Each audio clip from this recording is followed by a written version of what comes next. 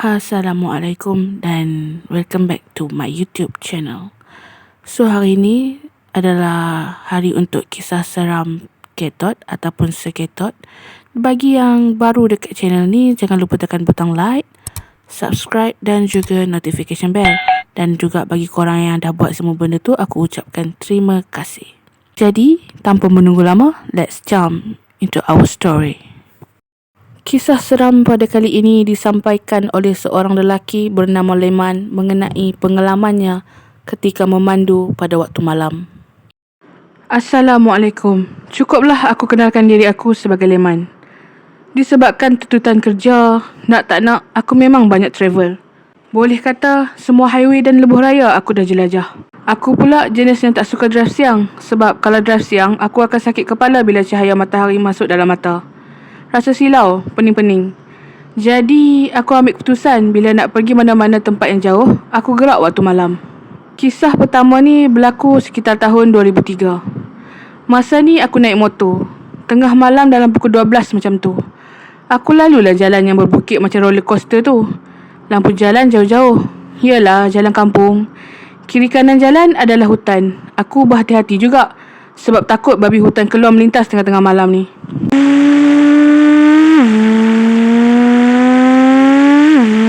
Nak dijadikan cerita, malam tu kereta semua tak ada lalu jalan tu.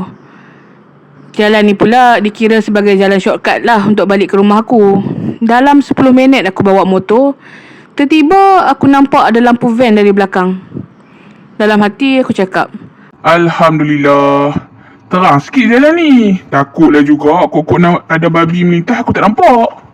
makin lama van makin dekat dengan motor aku. Aku nampak dekat side mirror, van tu warna putih. Lepas tu aku rasa lain macam. Seram sejuk dan tiba-tiba angin bertiup perlahan.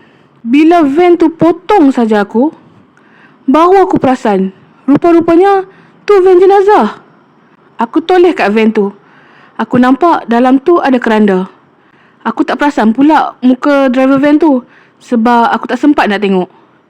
Tapi apa yang buat aku muskil sampai sekarang ni ialah kenapa van tu masuk kat simpang kanan yang lepas tu jalan nak menuju ke hutan.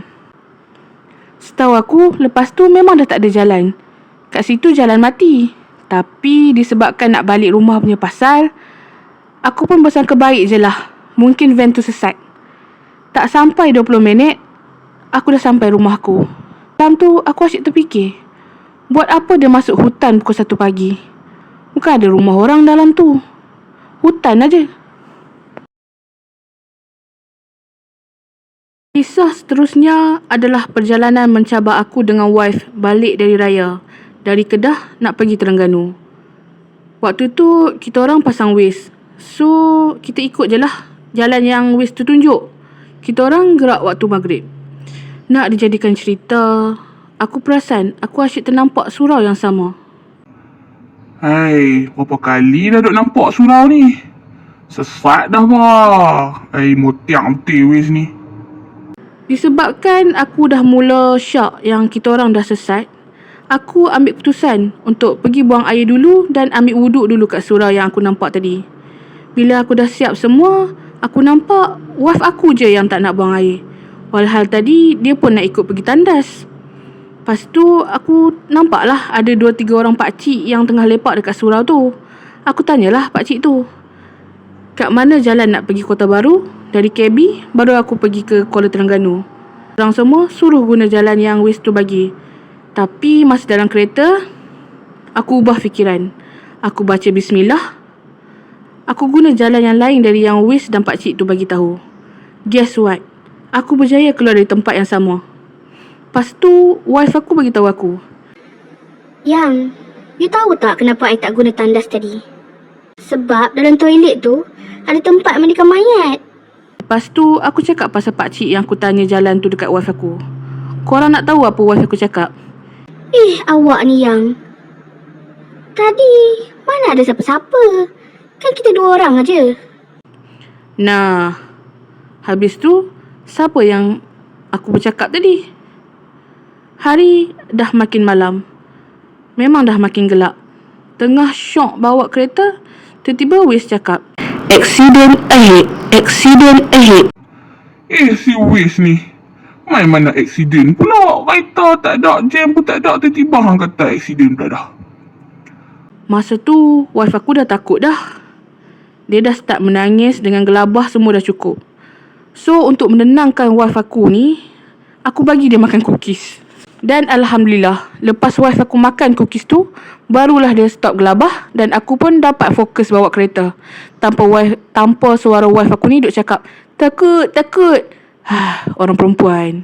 Bila makin tengah malam, wife aku pun dah tertidur. Tinggallah aku sorang-sorang drive kereta. Kereta aku ni kereta Triton. Jadi dekat belakang tu adalah tempat untuk letak barang.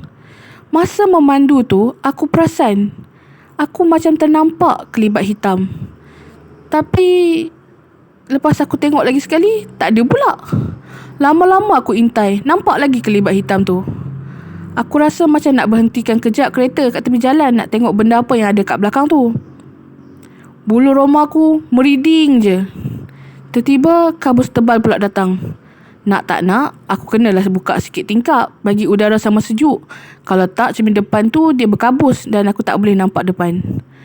Dah lah ada kelibat, tengah sejuk kabus, nak kena hati-hati bawa kereta. Lepas tu buka tingkap pula.